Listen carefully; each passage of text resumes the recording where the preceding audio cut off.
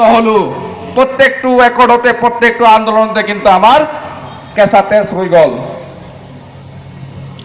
সেইটো আমাৰ 2005 চনৰ 2 এপ্ৰিল তাৰিখত এই সশস্ত্ৰ যুৱকসকলে চিন্তা কৰিলে যে আমিও মানুহ হিচাপে জীয়াই থাকিবলৈ লাগিব।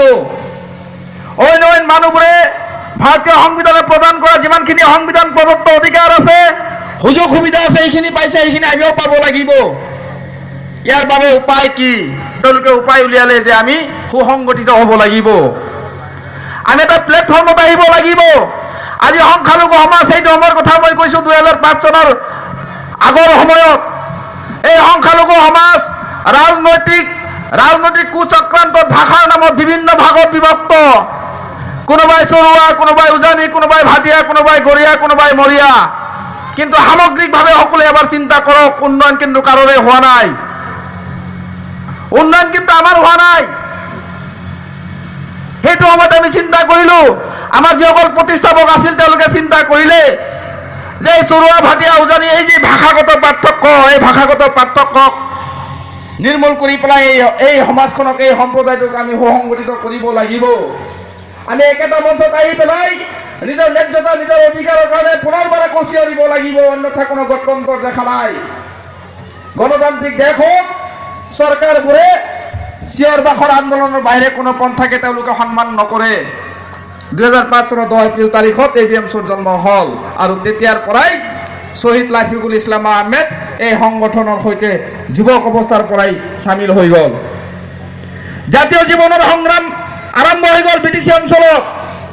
প্ৰাৰম্ভিক অৱস্থাত সংগ্ৰাম এনেকুৱা আছিল, দৈনন্দিন জীৱনত যিবোৰ সমস্যাৰ সৃষ্টি, সেই সমস্যাৰ লগত আমি মোকাবিলা কৰিবলৈ প্ৰত্যেক দিনাই নিজক নতুন ৰণকৌশল প্ৰস্তুত কৰি পেলাই সাজু কৰি ৰাখিব লাগে। আমি 2005 চনৰ পৰা আমি সেই ৰণকৌশল লৈ পেলাই আগবাঢ়ি গলো। কেৱল আমি চিন্তা কৰিলো, উপলব্ধি কৰিলো যে কেৱল সংখ্যালঘু সমাজৰ কথা চিন্তা কৰিলে নহব। এইখন অঞ্চলত জীয়াই থাকিবলৈ হলে, এইখন গণতান্ত্ৰিক দেশত যদি জীয়াই থাকিবলৈ হয়, তেনেহলে পাৰস্পৰিক সহায় সহযোগিতা, ভাতৃত্ববোধ বা সহাৱস্থানৰ প্ৰয়োজনীয়তা যথেষ্টখিনি আছে। আৰম্ভ হল নতুন দিগন্ত।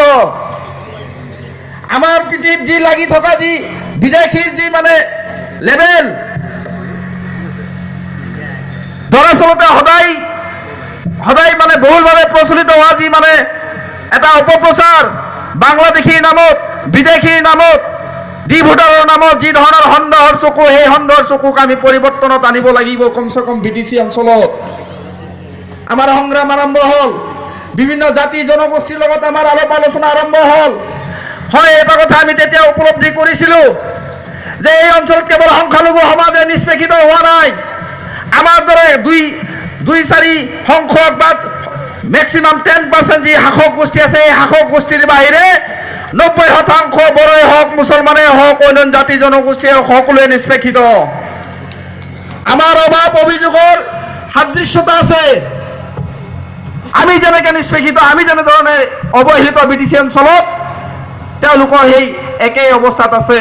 আমাৰ বড়ো ভাইসকলৰ অৱস্থাৰ বিশেষ এটা পৰিৱৰ্তন হোৱা নাই, ৰাজবংশী ভাইসকলৰো পৰিৱৰ্তন নাই, বেংগলীসকলৰো নাই, কাৰোৰে পৰিৱৰ্তন হোৱা নাই। আমি চিন্তা কৰিলো আমি সুসংগঠিত হ'ব লাগিব।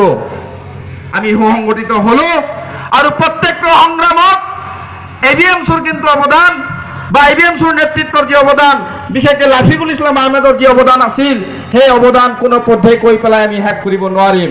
এই কথাখিনি কোৱাৰ উদ্দেশ্য মোৰ এইখিনি আছিল। ৰাইজ,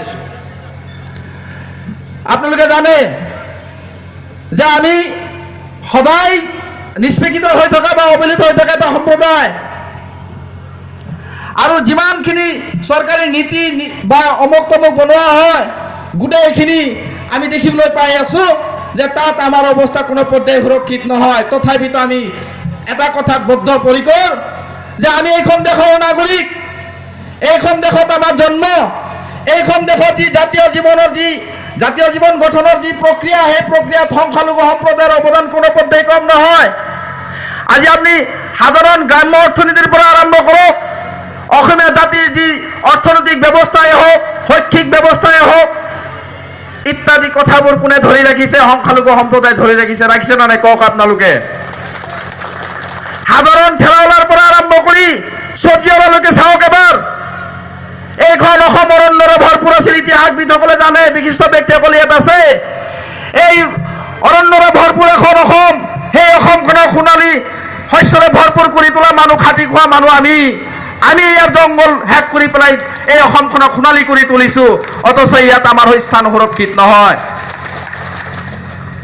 আজিৰ দিনত অসমীয়া মাধ্যমৰ বিদ্যালয়বোৰ চাওক, এবাৰ আমি প্ৰত্যাহ্বান হিচাপে জনাব খুজিছো যিসকল ভণ্ড জাতীয়তাবাদী আছে তেওঁলোকক, যে এবাৰ চকু ফুৰাই চাওক, নামনি অসমত আহক, বিটিচি অঞ্চলত আহক, এখন বেংগলী মিডিয়ামৰ স্কুল পায় নেকি মুছলিম অধ্যুষিত অঞ্চলত? যদি পাৰে তেনেহ'লে ৰাজহুৱা শাস্তি আমাক দিয়ক। যিমান অসমীয়া মাধ্যমৰ বিদ্যালয় চলি আছে, আমাৰ 90% ল'ৰা ছোৱালী, তথাপিতো কিয় আমি অৱহেলিত? এইবোৰ কথাই চিন্তিত কৰি তুলিছিল লাফিকুল ইছলাম আহমেদ সম্বন্ধিতে যিসকল জাতীয় সংগ্ৰামৰ সৈনিক আছিল, সকলোকে চিন্তিত কৰি তুলিছিল যে আমাক পৰিৱৰ্তন কৰিব লাগিব। আমি এটা শ্লোগান লৈছিলো যে আমাক সকলোৱে ঠগিলে, কোনোবাই ভোট বেংক হিচাপে ব্যৱহাৰ কৰিলে, কোনোবাই আমাক দেখুৱাই আমাৰ তেজ ব্যৱহাৰ কৰি পেলাই চুক্তি কৰি পেলাই তেওঁলোকে শাসনৰ গাদী পালে, কিন্তু আমাৰ পৰিৱৰ্তন নহ'ল। আমি নিজক পৰিৱৰ্তন কৰাৰ উপায় কি? আমি বহিছিলো, আমি আলোচনা কৰিছিলো, আমি কৈছিলো যে আমি সিদিনাই সংকল্পবদ্ধ হৈছিলো, যিদিনা তেখেত সভাপতি আৰু মোক সাধাৰণ সম্পাদক হিচাপে ৰাইজে নিৰ্বাচিত কৰিছিল, সিদিনাই আমি সংকল্পবদ্ধ হৈছিলো যে আমাৰ আন্দোলন ৰাজনৈতিক আন্দোলন নহ'ব, আমাৰ আন্দোলন হ'ব সামাজিক আন্দোলন। আমি প্ৰথমতে সামাজিকভাৱে সচেষ্ট হ'ম, তাৰ পিছত পৰৱৰ্তী সময়ত আমি ৰাজনৈতিক কথা বতৰাবোৰ চিন্তা কৰিম। আমি আন্দোলন আৰম্ভ কৰিছিলো সমাজত, আমাৰ সংখ্যালঘু সমাজত বিশেষকৈ চলি থকা যি বাল্য বিবাহ, যি অন্ধবিশ্বাস, যি ধৰণৰ বহু বিবাহেই হওক বা শিশু শ্ৰমিকৰ কথাই হওক, এইবোৰ কথাক আমি এজেণ্ডা হিচাপে লৈছিলো। আমি মিছন 2020 লৈছিলো। মিছন 2020ত আমি সংকল্পবদ্ধ হৈছিলো যে সংখ্যালঘু সমাজৰ, বিটিচি অঞ্চলত সংখ্যালঘু সমাজৰ যিমান ল'ৰা ছোৱালী আছে তেওঁলোক বিদ্যালয়মুখী হওক। এইটো মিছন 2020 আছিল আমাৰ। আমি শেষ কৰিব নোৱাৰিলো ৰাইজ। আমাৰ কাৰ্যকাল প্ৰায় 6-7 মাহ বাকী থকা অৱস্থাতে সভাপতি ডাঙৰীয়াক হত্যা কৰা হ'ল। আমি বাল্য বিবাহ আলোড়ন সৃষ্টি কৰি দিছিলো। আপোনালোক সকলোৱে জানে যে বাল্য বিবাহ যদি প্ৰতিৰোধ কৰা নহয়, সংখ্যালঘু সমাজৰ বহু সমস্যা হৈ ৰ'ব। আৰু যদি বাল্য বিবাহ প্ৰতিৰোধ কৰা হয়, জনসংখ্যা বিস্ফোৰণৰ পৰা আৰম্ভ কৰি শিক্ষাৰ কথা ইত্যাদি বহুত আনুষংগিক সমস্যা আছে, বাল্য বিবাহ ৰোধ কৰিলে সেইবোৰ সমস্যা সমাধান হৈ যাব। আমি সংকল্প লৈছিলো, আমি প্ৰায় এটা মাহত more than 500-500তকৈ বেছি বাল্য বিবাহ প্ৰতিৰোধ কৰিবলৈ আমি সক্ষম হৈছিলো। অন ৰেকৰ্ড 500তকৈ বেছি বাল্য বিবাহ আমি প্ৰতিৰোধ কৰিবলৈ সক্ষম হৈছিলো। আমি চালো যে ৰাইজে আমাৰ পিনে লক্ষ্য কৰি আছে, আমি কি কৰা উচিত। আমি ইমিডিয়েট সিদ্ধান্ত ললো যে মহিলাসকল, যিহেতু সমাজৰ ধ্বংস মহিলাসকলক বাদ দি পেলাই সমাজ এখনৰ সৰ্বাংগীন উন্নতিৰ কথা কেতিয়াও সম্ভৱ নহয়। মহিলাখিনিকো আগুৱাই আনিব লাগিব। সেইকাৰণে আমি লগলগ সংকল্প ললো যে AVMC, আপোনালোকে নিশ্চয় জানিব, AVMC ইমিডিয়েট কি কৰিলে, মহিলা কোষ গঠন কৰি দিলো আমি, যে এই মহিলাসকলক সবলীকৰণ কৰাৰ কাৰণে, এই মহিলাসকলক সশস্ত্ৰ কৰাৰ কাৰণে